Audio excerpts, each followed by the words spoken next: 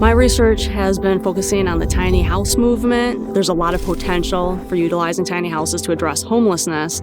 My main focus for this project is to help determine how tiny house communities for the homeless are working. So we're creating an interactive database where you can go online, you can click on the specific tiny house community and see the stats of it specifically. So there's basics like, does it have running water? Does it have electricity?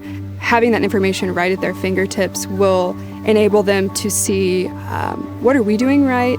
What are they doing right? How can we implement things that are working for their community into ours?